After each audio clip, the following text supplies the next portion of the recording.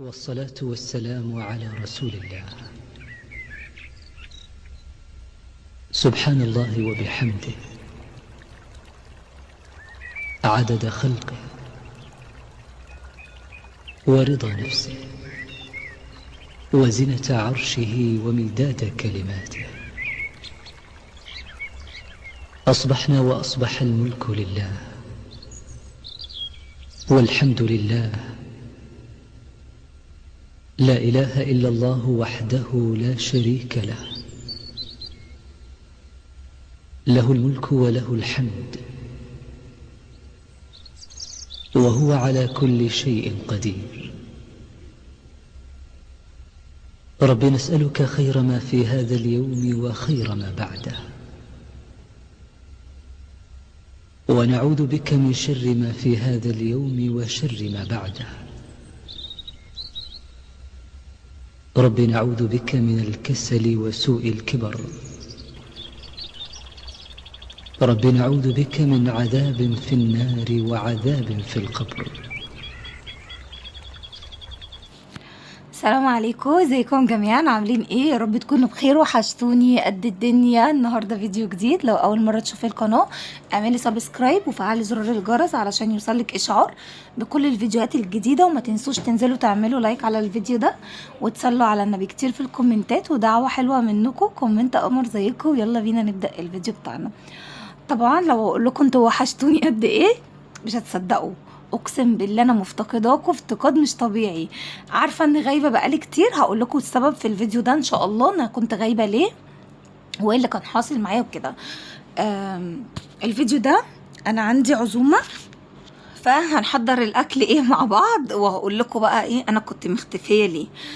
اول حاجه بصوا بقى انا هعمل ايه. انا هعمل محشي كرنب، وهعمل كوسه، وهعمل فلفل، وهنعمل ممبار، وهنعمل اللهم صل على النبي صينيه جلاش، وهنعمل رز بلبن، وهنعمل كيكه. بصوا يعني هنعمل حاجات كتير، شويه حاجات كده مع بعض. تعالوا بس ايه هنقطع كده الخضره ونغسلها وايه بشويه الحاجات كده اللي في الاول دي. واحكي لكم انا كنت غايبه ليه. بصوا يا جماعه، صلوا على النبي. اول حاجه انا اخر حاجه عملتها معاكم كانت تنظيفات العيد والكلام ده كله. جيت بعديها طبعا انا قايله لكم بقى، الناس اللي متابعاني من زمان عارفه ان انا في العيد، انا في الاجازات عامه ما بصورش علشان محمد بيكون اجازه، فما بصورش طول فتره الاجازه اللي هو قاعدها. هو كان عنده اسبوع اجازه. طبعا هتقولي انت بالك اكتر من اسبوع. اللي حصل ايه بقى، احنا كنا طالعين مصيف في اجازه العيد، المفروض ان انا مصوره ايه كل الكلام ده كله. والناس برضو اللي متابعيني عارفه ان انا ما بنزلش، يعني ما بكون مسافره او رايحه فسحه اي خروجه اي بتاع انا ما بنزلهاش في ساعتها، يعني بروح وبرجع، ولما برجع بنزل بصراحه. فعشان كده يعني برضو ايه الكلام ده كله انا مصوراه. بس اللي حصل بقى ايه، انا رجعت من المصيف تاني يوم، المفروض بقى ان انا هبدا انزل فيديوهات. التليفون اللي انا بصور منه كان جايب شاشه، فطبعا كل الفيديوهات اللي متصوره يعني والتليفون نفسه كل حاجه ان انا هنزلها ولسه همنتجها. انا طبعا كنت مصوره بس ايه ما كنتش لسه منتجت حاجه، فطبعا انا بالتالي مش عارفه ان انا انزل لكم فيديوهات، ومش عارفه اصلا اصور كمان من التليفونين التانيين اللي معايا. الايفون انا قايله لكم ان انا اصلا مش عارفه ارفع منه الفيديوهات، والتليفون التاني الكاميرا بتاعته مش قد كده، فده التليفون اللي انا اصلا مخليه للتصوير، هو حتى ما فيهوش خطوط ولا اي حاجه. جاب شاشه ازاي ومن ايه؟ بصوا انا ما اعرفش والله العظيم، زي ما بقول لكم كده انا ما اعرفش. هو التليفون كان جنبي نايمه شغال، صحيت قلت ابدا امنتج الفيديوهات، بمسك التليفون لقيته مش جايب صوره اصلا. فايه فوديته التوكيل بتاع اوبو، قعد عندهم اسبوع على ما جابوه وعلى ما اتصلحت الشاشه. طبعا ده كان سبب ان انا متاخره عنكم ان انا انزل الفيديوهات والكلام ده كله. الفتره دي مش في صالحي، يعني انا مش في صالحي ان انا انزل فيديو واقعد فتره. طبعا انا ما بصدق ان الريتش يبدا ان هو يظبط، يحصل حاجه ترجع تاني، فاهمين ازاي؟ فالحمد لله أنا يعني ايه، انا بقيت باخد كل حاجة دلوقتي آه، يلا زي ما تيجي تيجي خلاص. هعمل ايه؟ فخلاص الحمد لله، اللي ربنا عايزه واللي كاتبه انا راضيه بيه. فطبعا التليفون اساسا رحت صلحته ب 3000 ونص، مع انه اصلا في التوكيل بيقول لك دخله ميه، دخله ميه منين انا ما اعرفش. وعايزه اقول لكم على حاجه، بشرط ان التليفون الاوبو اللي هو الرينو 12 اللي نازل جديد ده هو اصلا المفروض ان هو ضد الميه. يعني لو فرضت دخله ميه، هو المفروض ان هو يشتغل عادي، يعني المفروض ان هو ضد الميه في التوكيل. طب ما هو ضد، لا اصلك هو مش ضد الميه. طب مش ضد الميه زي ما انتوا عاملين له اصلا اعلان ان هو ضد الميه. المهم يعني صلحت بقى الشاشه، والموضوع يعني طول، الموضوع قعد بتاع مثلا اسبوع 9 ايام كده. على ما لسه التليفون، عايزه اقول لكم ان انا بمنتج لكم الفيديو ده، التليفون يعني جاي لي بالليل، غير لما محمد جابه من التوكيل نسيه في المصنع، فما جابوهوليش في نفس جابوهولي تاني يوم. فالموضوع يعني خد له بتاع ايه 10 ايام تاني، غير اصلا الاسبوع الاجازه اللي انا اساسا ما كنتش مصوره فيه. فالحمد لله، قدر الله ما شاء فعل. المهم انتوا وحشتوني واحنا رجعنا، وان شاء الله احاول الفتره الجايه ما اغيبش عنكم، ومجهزه لكم بقى شويه فيديوهات حلوه. فيديوهات المصيف كلها من اول التحضيرات لحد ما رحنا لحد ما جينا، كل ده انا مصوراه. همنتج بقى فيديو كده، وابدا ان انا ايه انزله لكم، وتابعوا معايا الايه الرحله. تغيير حاجه بقى بره البيت، روتين الناس اللي لسه ما راحتش صيفت اتفسحوا معانا. تابعوا معايا بقى الفيديوهات اللي جايه هتعجبكم ايه ان شاء الله. المهم تعالوا بقى، ده كان سبب غيابي، انا قلت لكم اهو. انا كنت غايبه ليه، التليفون يا جماعه كان بايظ، وكان كمان احنا عندنا اجازه وانا ما بصورش في الاجازه. المهم بقى تعالوا بقى نشوف الليله اللي احنا بنعملها دي عشان اشرح لكم كده انا عامله ايه في الفيديو. طبعا انا غسلت الخضره وقطعتها والكلام اللي انتوا شفتوه ده. هنا بقى ده كان ممبار كان عندي في الفريزر، طلعته وهنا كده كنت بغسله بقى ازاي. هو متنضف، انا عايزه اقول لكم على حاجه، هو نظيف. انا ما بجيبش الممبار اللي هو انتوا لسه تقعدوا تكحتوه والكلام ده، لان انا حرفيا بقرف قوي منه، ماليش خلق ليه ان انا اقعد اكحته كده. انا بجيبه نظيف. انا حتى الممبار اللي بيجي لي لما بنذبح في العيد وكده، لما بيجيب لي محمد منبار انا ببعته لامي بديلي اللي عايزه، لان هي امي بقى بتاخده بقى بتنضفه وتقوم بعتهولي. لكن ان انا اقعد انضف فيه ولا ماليش بصراحه في الموضوع ده خالص، بقرف اصلا جدا منه. فالممبار ده هو اصلا نظيف.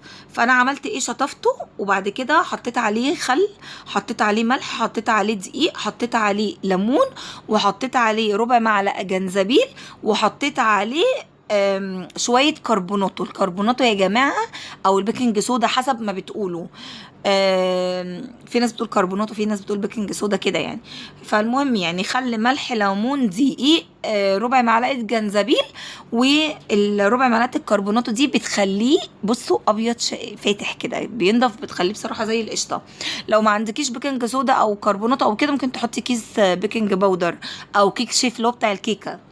المهم ايه، وسبته بقى كده ايه شويه منقوع في محلول النقع بتاعه ده، لحد ما نحضر باقي الحاجه. التسبيكه دي تسبيكه المحشي، انا الناس اللي متابعيني بقى عارفين طبعا دي انا مسبكاها، كنت مفرزاها ساعه رمضان.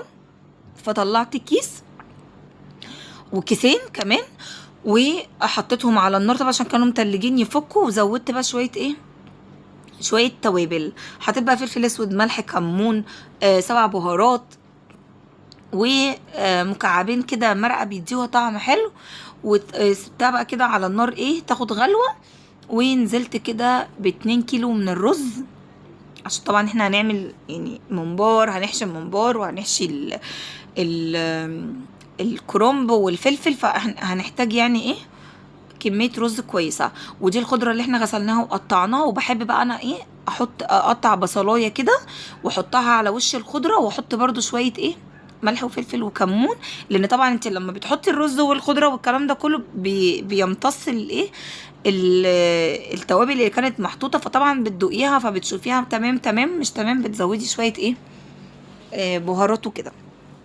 هنا كده بقى ده كده ايه شويه بصل متقطعين جوليان، وطماطميتين كده وشويه خضره، بحط عليهم شويه فلفل اسود وشويه ملح، وهو ده اللي انا بحطه في القاعده بتاعه الحله.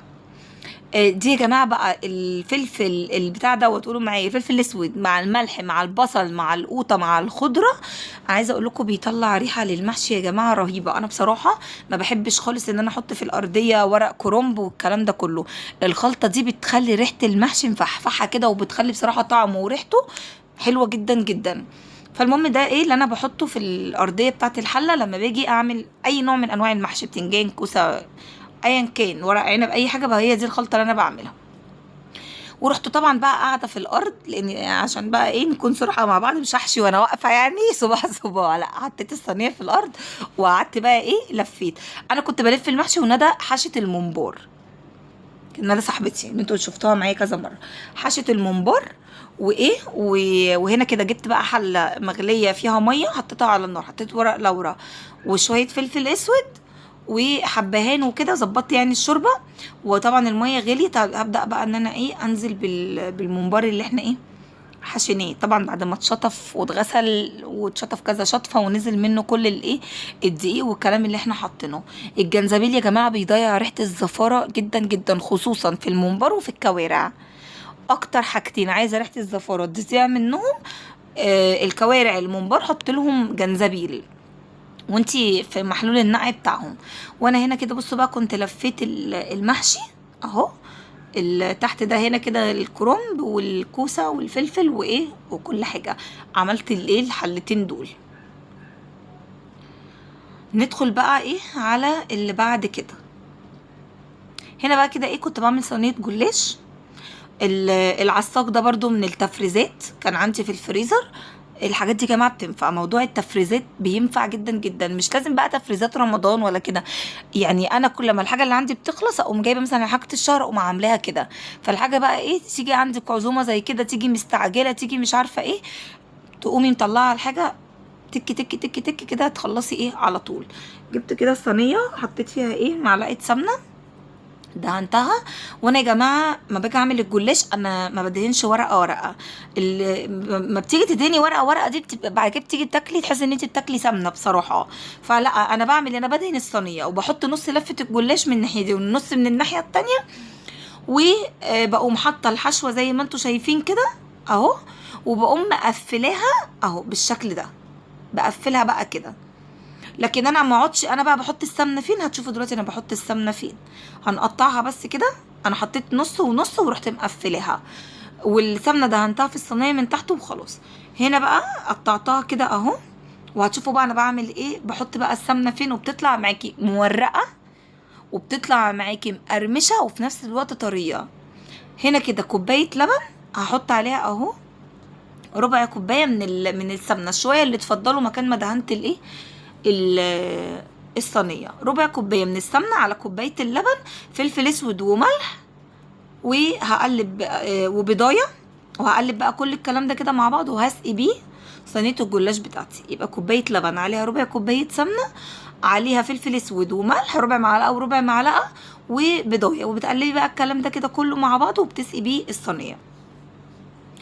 هنا بقى جبت كده الطاسه حطيتها على النار وحطيت عليها معلقه سمنه، وكان عندي حته اللحمه دي هي سليمه، قلت هعملها كده بطريقه جديده، هديها صدمه كده على النار وادخلها اعملها زي ورقه لحمه، وبعدين هقطعها ايه طرنشات في التقديم يعني. هنا كده جبتها تبلتها بفلفل اسود وملح بس كده من الناحيتين، وطبعا السمنه كانت سخنت على النار. هحطها بقى كده تاخد صدمه كده من الناحيتين وتصفي كل الميه اللي فيها، ما يبقاش فيها اي ميه. هسيبها على النار تمتص كل الميه اللي فيها وتاخد الصدمه وكده. وفي نفس الوقت هعمل بقى معاكم ايه الرز بلبن. حطيت الحله اللي على النار دي فيها 5 كيلو من اللبن يا جماعه. انا ما بحطش نقطه ميه على اللبن، على الرز بلبن. لما باجي اعمل رز بلبن ما بحطش عليه ميه خالص. طبعا دي امكانيات، مش معنى كده ان هو لا بيبقى وحش، لا طبعا في ناس بتحط وعادي وبيبقى حلو وتمام. بس انا عن نفسي لما بعمله انا بقول لكم على طريقتي، انا ما بحطش عليه ميه خالص. ليه بقول لكم؟ علشان في كذا حد لما جيت اعمله قعد يقول لي حرام عليكي انت ال5 كيلو مطلعه منهم ما اعرفش 20 طبق بس. انا يا جماعه بطلع منه كميه قليله عشان انا ما بحطش عليه ميه خالص. فالمهم ان انا سبت اللبن يغلي على النار، وطبعا جبت كوبايه من الرز، وبرده ما بكترش الرز بتاعه. هي كوبايه رز على ال5 كيلو، وفي طبعا ناس بتحط اكتر من كده، كل واحد حريه شخصيه. دي طريقتي انا واللي انا اللي انا بعمل بيها. وهعمل بقى كمان معاكم صينيه كيكه هنا. طبعا نعمل بقى صينيه الكيكه، انتوا عارفين 3 بيضات، كوبايه لبن، كوبايه الا ربع سكر، كوبايه الا ربع زيت. دي على الصينيه الوسط. وحطيت كده كيسين من الفانيليا. هضرب بقى الكلام ده كده كله مع بعضه اهو. كوبايه الا ربع من السكر، وطبعا برضو السكر حسب الرغبه، يعني انت بتحبها مسكره حطي كوبايه الا ربع من الزيت، و3 بيضات. انا حطيت 3 عشان هو بيض بلدي فالبيض صغير. لو انت هتعملي بيض ابيض او احمر هما بيضتين. وطبعا كيسين فانيليا او كيس الفانيليا اللي هو البرتقان اللي طالع جديد دوت. وضربت بقى الكلام ده كله في الخلاط. وهنا كده حطيت 2.5 كوباية من الدقيق هنخلهم، وهحط عليهم كيس بيكنج باودر او كيك شيف، وربع معلقه صغيره من الملح. هضرب بقى كويس الخليط اللي هو السائل مع بعضه، وهنزل بيه على الخليط الجاف اللي انا نخلته دلوقتي ده اهو. بصراحه الخلاط انجزني. انا كنت على طول لما باجي اعمل الكيكه كنت بعملها بالهاند بلندر، بس اقسم بالله ما شاء الله ما شاء الله، عشان سالتوني عليه. بصراحه الخلاط بتاع السكاني ده يعني الله اكبر عليه، رهيب يا جماعه، رهيب. هدوه انتوا مغمضين في ثانيه الا ثانيه. السرعات بتاعته اصلا رهيبه، في ثانيه الا ثانيه بيعمل لي الخليط بتاع الكيكه وبيطلع هش جدا جدا جدا عن كمان لما بعمله بالهاند بلندر. نزلت بقى بالخليط السائل على 2.5 كوباية دقيق والكيس البيكنج باودر، وهقلب بقى الكلام ده كله كده بالمضرب اليدوي او بالسباتيولا. وهجيب هنا الصينيه بتاعتي هدهنها كده دهنه بحته سمنه، وهنزل بيها بالكيكه بتاعتنا. وطبعا انا مولعه الفرن قبلها، لازم الكيكه تدخل على فرن سخن، ما ينفعش ان انت تدخليها على الفرن وهو بارد. دي خلاص بقت حاجات يعني ايه، مش محتاجه ان احنا نقعد نعيد ونزيد فيها، عشان لو دخلتيها على الفرن وهو مطفي او بارد هي مش تطلع هشه معاكي، وكمان بتسرع التسويه. حطيت كوبايه الرز اللي انتوا شفتوها دي، انا قلت لكم حاطه كوبايه رز في شويه ميه صغيرين. ليه انا حطاهم على النار يغلوا غلوتين؟ ليه؟ علشان ينزلوا النشا اللي فيهم. انا ما بغسلش الرز يا جماعه. الرز لما تيجي تعملي رز بلبن اول حاجه لازم تعمليه برز يكون نظيف. انا مستخدمه رز الضحى، ممكن تستخدمي الساعه، اي رز اي نوع رز يكون نوعه نظيف، وما تغسليهوش. ليه ما تغسليهوش؟ لاني انا مش هحط نشا. انا ما بحطش نشا على الرز بلبن. انا النشا اللي في الرز دي هي دي اللي بتربط معايا الرز بلبن. زي ما انتوا شايفين بعمله على نار هاديه خالص. حطيت 6 بواكي من الفانيليا، لاني طبعا انتوا عارفين الكيس اصلا بيبقى فيه شويه صغيرين جدا، 50 جرام او حاجه زي كده، يعني قليلين قوي. فحطيت 6 اكياس. وهنا كده كمان كان عندي قشطه في الفريزر، حطيت كده بتاع 4 معالق حلوين اهو. وحطيت الفانيليا، وحطيت الكوبايه الرز اللي انا حطيتها خدت غلوه. انا عشان كده بقول لكم ما تغسلوش. ليه؟ شويه النشا اللي نزلوا في الميه بتاع الرز هو ده اللي هيربط معايا الرز بلبن. وهنا كده دوبت كيس كريم شانتيه في كوبايه لبن، وكمان هنزل بيها على الرز بلبن بتاعنا. بصوا بقى قد ايه هيطلع ان هو غني، وهيطلع طعمه حلو، وهيطلع. انا عايزه اقول لكم يا جماعه ان انا ما بحبش الرز بلبن وما باكلوش، ف اللي بياكله هو اللي بيشكر فيه يعني. وهنا بقى حطيت 1.5 كوباية من السكر. الاول حطيت 1 كوباية وبعدين دوقته كده لندى، قالت لا عايز سكر، فحطيت بس احنا عشان محمد ما بيحبش السكر بتاعه عالي، فحطيت 1.5 كوباية من السكر. طبعا السكر حسب الرغبه، انتوا عايزين تحطوا زودوا سكر زودوا، عايزين تزودوا ميه على اللبن زودوا. كل واحد يا جماعه بيعمل حسب مقدرته وحسب امكانياته وحسب ما هو بيحب الحاجه طعمها عامل ازاي. احنا عندنا يعني انا ما باكلش رز بلبن اصلا، ما باكلش حاجه فيها لبن. يعني انا عندنا محمد ما بيحبش الرز بلبن يكون عليه ميه، يحبه هو لبن ساده. حتى لو هعمل كيلو واحد برضو ما بحطش عليه خالص ميه. انا عامله 5 كيلو لان انا عندي عزومه، وغير كده كمان انا عندي العيال بتحبه. فبعمل بقى يعني بعمل كميه مره واحده، بعمل بقى بال5 كيلو كده على طول. ممكن يعني يقعدوا مثلا يعني يومين كده في التلاجة ولا حاجه. المهم بقى سبت بقى، وطيت عليه النار خالص وسبته ان هو يستوي براحته. وهنا كده في نفس الطاسه اللي انا حمرت فيها اللحمه، نزلت كده ببصلايه متقطعه جوليان، وحطيت عليها شويه من الصويا صوص وشويه من الدبس الرمان وقلبتهم، وهنزل فيهم بقطعه اللحمه تاني ان هي تشرب شويه من الصوص ده، و هطلعها وهنزل بكوبايه زبادي. هقلبها كويس.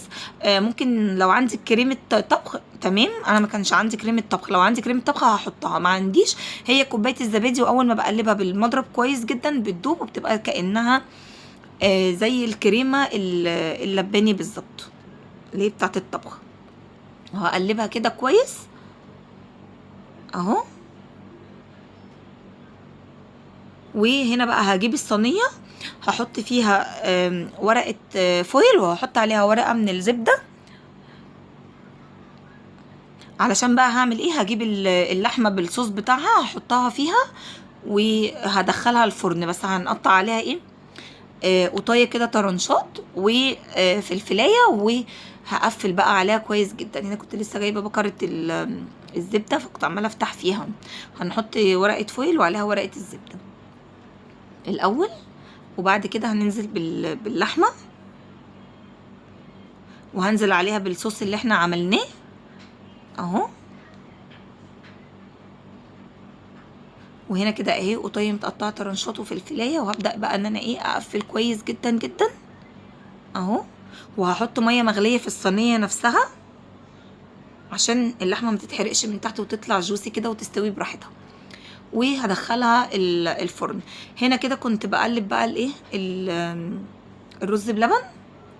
لازم يبقى على نار واطيه خالص يا جماعه خالص.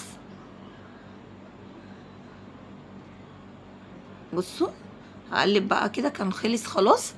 هبدا بقى ان انا ايه اغرفه في البولات دي. البولات اللي انتوا شايفينها دي الكميه اللي طلعت معايا ال5 كيلو.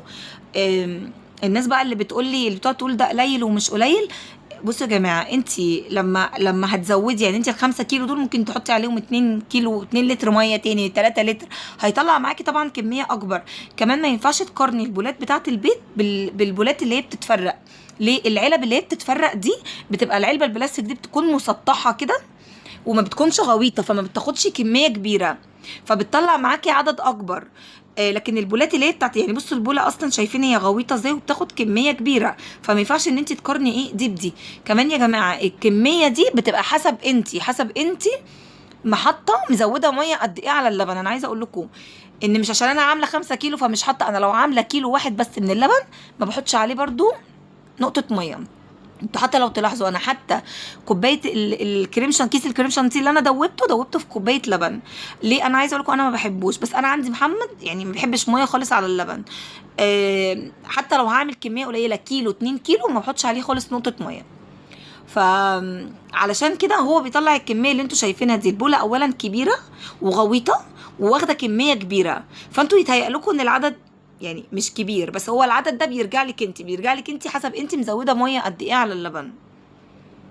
وطبعا كل واحد وحسب مقدرته وحسب امكانياته. فيعني ايه، عشان كده وضحت لكم السبب ليه الاقي ناس بتقول لا ايه ده 5 كيلو مطلعين دول بس. طلعوا دول بس لان ده صافي ما عليهوش نقطه ميه. بالتالي اول ما بيجمد تلاقي بقى الوش بتاعه ده مكرمش وعامل قشطه كده من عليه، لان هو اصلا حطينا عليه قشطه وحطينا عليه كريم شانتيه، فمخليناه ان هو يكون طعمه غني كده. تحسي ان انت يعني بتاكلي حاجه حلوه، مش تحسي ان انت بتاكلي ميه. او مثلا كتر الرز فتحسي ان انت بتاكلي عجين. انا والله هي كوبايه الرز دي مج من بتاع الشاي الصغيرين على ال5 كيلو، ما بكترش. وانا عن نفسي والله ما اعرف طعمه، يعني ما باكلوش اصلا، بس هو كل اللي بياكله بيقعد يقول لي ان هو طعمه حلو يعني. لان انت بتبقي يعني عاملاه كده حاجات كلها غنيه، وطبعا بقى بيتحط عليه زبيب ومكسرات طبعا حسب ذوق كل واحد. بصوا بقى هنا كده هسيبه بقى يبرد وبعد كده ادخله التلاجة. وصينيه الكيكه بصوا بقى يا جماعه، شوفوا لي بقى الهشاشان بتاع الكيكه. بصوا القطعه عامله ازاي، بصوا شايفين الكيكايه هشه وبيضه من جوه وعامله زي القطن، رهيبه. انا عشان كده بقى يا جماعه بحب لما بيكون عندي عزومه ان انا اجهز لها من بالليل. ليه بقى؟ بيبقى عندي وقت كده ان انا ايه اعمل الحاجه براحتي، احضر الحاجه براحتي من بالليل. ما بقاش مضغوطه في نفس اليوم ان تبقى الناس مثلا عندك وانتي واقفه في المطبخ بتعملي الاكل، لا انت عارفه تخلصي الاكل ولا انت عارفه تقعدي مع الناس. لا، بحب ادي لنفسي وقتي اسوي الحاجه من بالليل، احضر الحاجه. يعني حشيت المحشي وسبته في التلاجة، صينيه الجلاش زي ما انتوا شفتوا، بصوا انا دخلتها الفرن قدامكم. انا يا دوبك شلت ورقه الفويل ودخلتها الفرن. وكمان ممكن تسيبي ورقه الفويل بس هتاخد معاكي وقت في التسويه اكتر، بس عشان كنت مستعجله شلت ورقه الفويل عشان تحمر ايه من تحت ومن فوق على طول. وطبعا بدخلها على فرن سخن. وهنا كده طلعت المحشي من هنا بقى كنا تاني يوم الصبح. هنا كده كنت بعمل الايه، حطيت صينيه الجلاش في الفرن، وهنا كده كنت بعمل التسقيه اللي هي بتاعت المحشي. جبت كده ايه شويه من الشوربه وحطيت عليهم كده مكعب من المرقه، فلفل اسود، ملح، كمون، ربع معلقه من كل حاجه، ومعلقه من السمنه البلدي، ومعلقتين من صلصه الطماطم اللي هي بتاعت البطرمان او صلصه المحشي. يعني ايه لما بيكون عندي صلصه محشي متبقيه بحط معلقه من دي ومعلقه من الصلصه اللي في البطرمان. بس هي كانت خلصانه من عندي صلصه المحشي فحطيت صلصه من البطرمان، بس حطيت ايه معلقتين مع معلقه بقى السمنه البلدي، وقلبت كل الكلام ده كله مع بعضه وسقيت بيهم الايه المحشي بتاعي. عايزه اقول لكم بقى يطلع لونه احمر كده ويطلع طعمه كده ايه رهيب. وهنا بقى كده يا جماعه كنت بعمل الايه الملوخيه. بقى جبت كده شويه من الشوربه وحطيت عليها ربع معلقه فلفل اسود، ربع معلقه كزبره ناشفه، ربع معلقه من السكر، وربع معلقه من الثوم المفروم. وهسيب ده كله يغلي مع بعضه، وبعد كده هنزل بالملوخيه بتاعتي. الملوخيه دي ده كان كيس اللي هي الاكياس اللي هي الجاهزه دي. وعايزه اقول لكم كمان يا جماعه على حاجه، ربع معلقه السكر دي بتودي الملوخيه في حته تانية خالص. جربوها بالطريقه دي هتعجبكم. الناس هتقول لي ده انت بتحطي سكر؟ يا جماعه ربع معلقه السكر دي بتخلي طعمها تحس ان انت بتاكلي كده حاجه كده طعمها تحفه. وكمان عايزه اقول لك على حاجه، لو ما عندكيش شوربه حطي ميه وحطي مكعبين مرقه لحمه او فراخ حسب ما بتحبي. ونفس الحاجات اللي انا حطيتها، ربع معلقه فلفل اسود، ربع معلقه من السكر، ربع معلقه من الكزبره الناشفه، وربع معلقه من الثوم المفروم، وخليه الكلام ده كله يغلي مع الميه. هتبقي عملتي احلى شوربه. جربي بقى الطريقه دي وادعي لي. انا عملت ايه بقى؟ سقطت الملوخيه هي متلجه، لا بسيبها على النار تغلي ولا بسيبها ان هي تفك ولا الكلام ده كله. انا بسقط فيها الملوخيه وبسيبها بركنها على جنب على ما المحشي بقى يستوي، وعلى ما احمر الممبار، وعلى ما الجلاش يستوي، وعلى ما احضر حاجتي كلها. هتكون الملوخيه اصلا دابت. بقوم مقلباها بالمضرب اليدوي كده ويا دوبك بس بسخنها، وبقوم عامله الطشه اخر حاجه وانا بغرف. وكلي بقى احلى ملوخيه وادعي لي. جربوا لي الطريقه دي وجربوها بالميه مش بالشوربه كمان، وتعالوا بعد كده قولوا لي في الكومنتات طلعت معاكم عامله ازاي. طبعا هنا كان المحشي خلاص اهو بيستوي، فكنت بقى بعمل ايه؟ بحمر الممبار. جبت الحله بتاعت الزيت اللي بقلي فيها، وبدات اقلي بقى كميه الممبار بتاعتي اللي انا ايه محتاجاها، يعني اللي انا هقدمها يعني. بس بقيت احمر واطلع واحمر واطلع لحد ما خلصت كل الايه الكميه بتاعتي. وكان المحشي خلاص يعني قرب ان هو ايه يستوي. بصوا بقى لما يبقى عندك عزومه وتاني يوم يا دوبك على التسويه، فالموضوع يعني بيكون سهل بقى معاكي. ما تبقيش مضغوطه، ما تبقيش ان انت مش لاحقه تعملي ده ولا تعملي ده ولا تعملي ده، ما تعرفيش الناس دي جايلك بدري جايلك متاخر، فيبقى عندك وقت ان انت تقعدي مع الناس. يعني انا قمت بقى الصبح حطيت الاكل على النار يستوي، غيرته ومش عارفه ايه، فاهمين ازاي؟ حتى لو عندك حد الموضوع بيكون ايه سهل بقى، مش تبقي انت تعبانه ومضغوطه من وقفه المطبخ وكده. لا بصراحه تحضير الحاجه من بالليل ده احسن حاجه. شوفوا لي بقى صينيه الجلاش طالعه عامله ازاي. بصوا شايفين مفيش واحده لازقه في الصينيه، القطعه متماسكه، مش كل ورقه لوحدها، مش بتنز سمنه ان انت تبقي بتاكلي كده القطعه لما بتديني كل ورقه تحسي وانت بتاكلي تحسي ان انت بتشري سمنه كده. لا، هي كده غنيه فيها اللبن وفيها السمنه وفيها كل حاجه، بس خفيفه تقدري تاخدي قطعه واتنين منها، مش ان انت تبقي بتاكلي قطعه مش قادره ان انت تاكلي ايه غيرها. لا بصوا شايفين. وبعدين بقى ايه ماسكه كده عامله زي صينيه، عامله زي البيتزا، مش مفككه كده من بعضها. بصراحه لما بحط نص يعني نص لفه الجلاش الناحيه دي والنص الناحيه دي وبقوم مقفله بتطلع معايا حلوه قوي، غير لما تحطي ورقه وتدهنيها وتحطي ورقه وتدهنيها. لا فبتطلع معاكي بالشكل اللي انتوا شايفينه ده. قسمت الصينيه على طبقين، وهنا كده بقى ايه، هغرف المحشي كان استوى. هشيل الكوسه والفلفل من على الوش علشان اعرف ارج الصينيه واقلبها. بص اهو، هقوم قافله بقى كده، واقوم ايه الاول بس هرص كده طبق الكوسه والفلفل ده، بعد كده نرج الحله ونقلبها. بص اهو. وهنا بقى كده انا عايزه اقول لكم، انا عاده في العادي لو ما عنديش عزومه انا بحب اكل المحشي يعني كده، اقلبه وافضيه على الصينيه وناكله، يعني ناكله من الصينيه كده زي ما هو. بس طبعا لما بيبقى عندك عزومه تبقى عايزه ان انت تقدمي الاطباق بقى بشكل مرصوص ومتساوي ويكون شكلها شيك يعني على السفره وكده.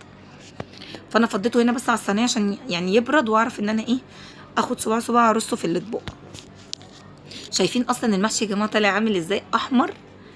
احمر كده، وكل صباع مفلفل، والرز مش معجن فيه ولا الرز زياده ولا كده. هنا بقى بصوا، يعني اخر حاجه بعملها هي طشه الملوخيه خلاص، وانا بغرف يعني. بصوا انا غرفت الاطباق ومش عارفه ايه، هي الملوخيه اخر حاجه عشان تبقى سخنه. جبت طبعا معلقتين سمنه بقى بلدي كده من الكبار، وحطيتهم وحطيت عليهم معلقه توم مفروم، وهسيبهم على النار. واول ما التوم يبدا ياخد لون ذهبي هنزل بالكزبره. طب ليه ما بحطش الكزبره من الاول؟ عشان لما بتحطي الكزبره في اول التحمير الكزبره بتحمر بسرعه قبل التوم، فهتلاقيها ان هي غمقت منك واتحرقت. فانا بعمل ايه بقى؟ بستنى اول ما التوم يبدا ياخد لون ده بقوم نازله بمعلقه الكزبره اللي انا هحطها بس. وادي كده الطشه خلصت. طبعا انا سخنت الملوخيه ودوبتها بالمضرب اليدوي زي ما قلت لكم، وهنزل بقى بالطشه بتاعتي بس. وكلي بقى احلى ملوخيه. هغرفها بقى اهو. وده كده بقى يا جماعه الشكل النهائي بتاع الاكل. غرفت كده كل الاكل. قولوا لي بقى اشطر كتكوت في الكومنتات، وقولوا لنا كنت وحشاكوا ولا لا، زي ما انتوا كمان كنتوا وحشيني، كنتوا مفتقديني ولا لا. مع ان انا عارفه والله العظيم ان انتوا كنتوا مفتقديني وان انا وحشاكوا. ان انا ناس كتيره جدا جدا كانت بتدخل لي على الانستجرام تسالني فينك يا ندى ومختفيه ليه وما بتظهريش ليه، وعلى اليوتيوب. فبجد يعني ربنا يخليكوا ليا، اللي انتوا بتبقوا واخدين بالكم ان انا مش موجوده وبتفتقدوني. بصوا هنا يا جماعه كان في عدد زاد يعني من الناس اللي جايه وكده، فكنت مطلعه فرخه وشويتها يعني في الفرن وكده، وقدمتها بقى ايه مع الاكل. اكتبوا لي بقى تعليقات كتير، واستنوا الفيديوهات اللي جايه هتعجبكم.